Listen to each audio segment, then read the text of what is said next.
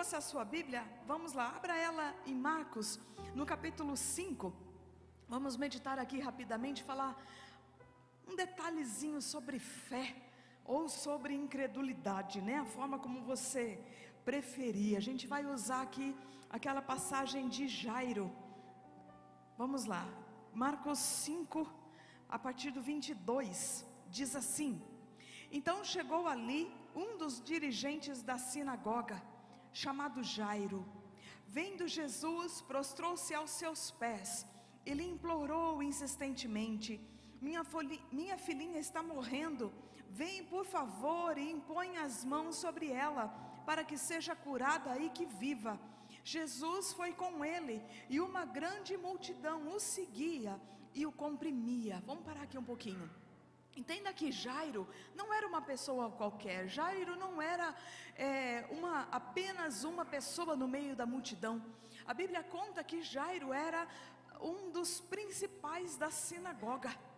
Mas diante do desespero de ver a sua filha ali padecendo, morrendo, ele vai em busca de Jesus. Ele já tinha ouvido falar de Jesus, já sabia que Jesus operava milagres, e ele então corre atrás de Jesus. E independente da posição, né, da postura que ele assume, que ele tem, na verdade, ali diante da sinagoga, ele se prostra, ele se humilha diante da presença do Senhor. E é incrível como às vezes as pessoas deixam a batata torrar no forno. A gente fala assim, né? Por que não come? A hora que começou a situação, procura socorro. Conta aí para quem está perto de você. Fala assim: a hora que a situação começa, procura socorro. Não espera a batata assar, não é? E Jesus podia ter falado para o Jairo: Jairo, você esperou agora, sua filha está quase lá morrendo, você me procurar, porque você não veio me procurar antes? A situação não precisava ter chegado a tal ponto. Mas Jesus não fez nada disso. Glória a Deus que Jesus, fala assim, ainda bem que Jesus não é a gente, né? Porque se Jesus fosse a gente já sair primeiro, a gente taca as pedras, depois a gente socorre, é ou não é? Vai vendo, é assim mesmo, não é? Então Jesus não age assim. Jesus não, muito pelo contrário, fala assim: não, eu vou com você. E a gente continua lá no versículo 35.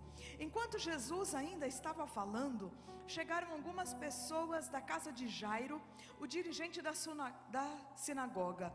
Sua filha morreu, disseram eles. Não precisa mais incomodar o mestre. Não fazendo caso do que eles disseram, Jesus disse ao dirigente da sinagoga: não tenha medo, tão somente creia. E não deixou ninguém segui-lo, senão Pedro, Tiago e João, irmão de Tiago. Quando chegaram à casa do dirigente da sinagoga, Jesus viu um alvoroço com gente chorando e se lamentando em alta voz. Então entrou e lhes disse: por que todo este alvoroço e lamento? A criança não está morta, mas dorme. Mas todos começaram a rir de Jesus. E ele, porém, ordenou que eles saíssem. Tomou consigo o pai e a mãe da criança e os discípulos que estavam com ele, e entrou onde se encontrava a criança. Tomou-a pela mão e lhe disse: Talita cumi, que significa: menina, eu lhe ordeno, levante-se. E imediatamente a menina, que tinha 12 anos de idade, levantou-se e começou a andar, e isso os deixou atônitos. Ele deu ordens expressas para que não dissessem nada a ninguém, e mandou que dessem de comer, dessem para ela alguma coisa de comer. Pode fechar sua Bíblia.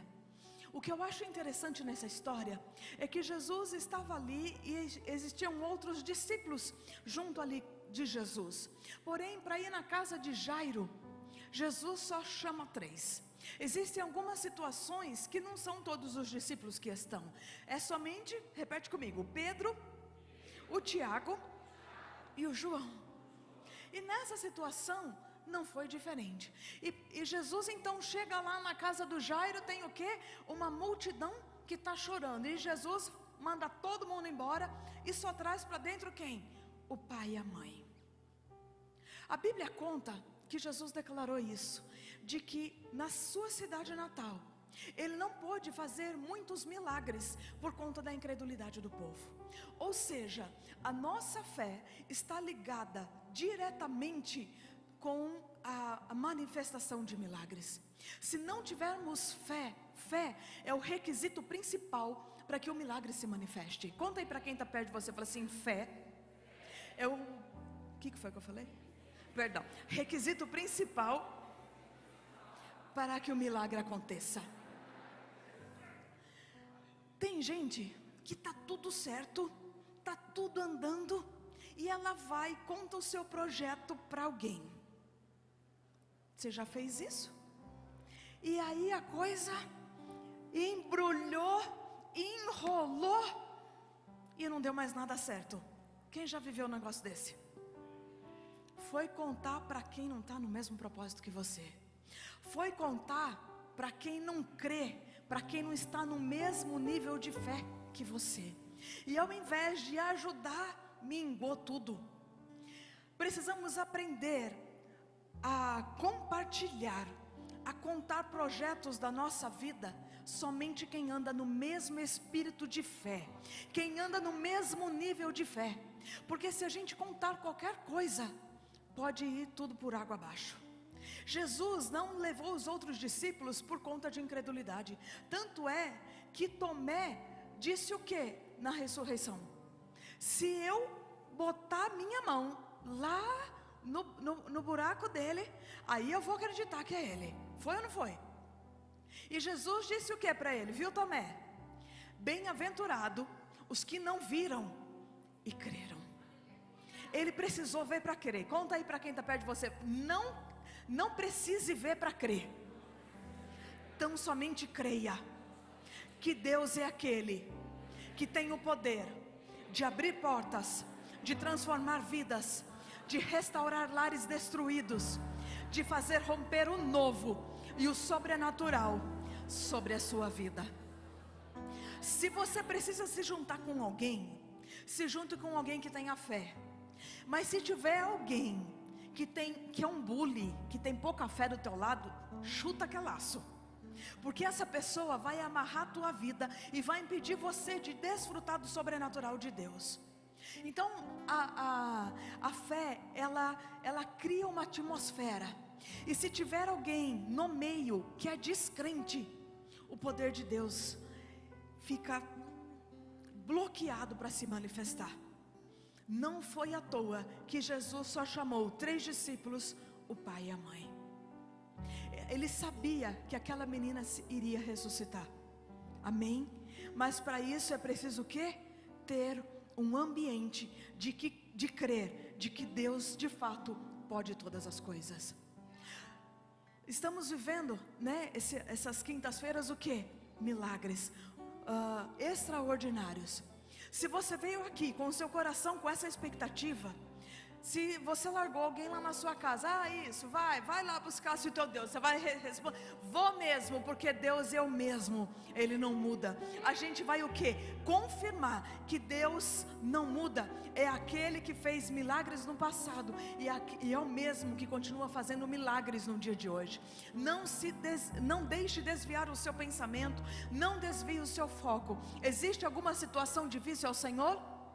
Não. Então esse é o Deus que nós servimos, amém? Conta aí para quem está perto de você, fala assim: esse é o Deus que a gente serve, um Deus do sobrenatural, o Deus que não há impossível para Ele, amém? Para a gente pode haver algo impossível, mas para o nosso Deus, nada, e nada é impossível para aquele que crê, aleluia. Eu de você aplaudir o Senhor, fala assim: Senhor, a nossa confiança está no Senhor. Nós não servimos um Deus surdo, nós não servimos um Deus que não tem poder. O nosso Deus tem poder sobre os céus e sobre a terra, e Ele tem todo o poder.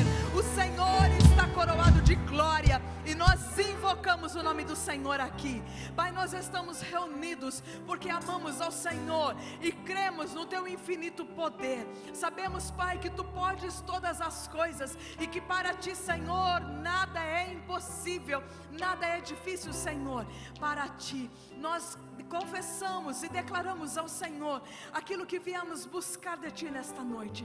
Mas nesta hora, Pai, nós queremos tão somente nos render. declarando e confessando ao Senhor o nosso amor por Ti. Sabemos, Pai, que o Senhor é aquele que há de nos abençoar no tempo determinado. O Senhor é aquele que cuida e que zela para cumprir o Teu bom propósito sobre as nossas vidas. E nós descansamos em Ti, ó Deus, o autor e o consumador da nossa fé.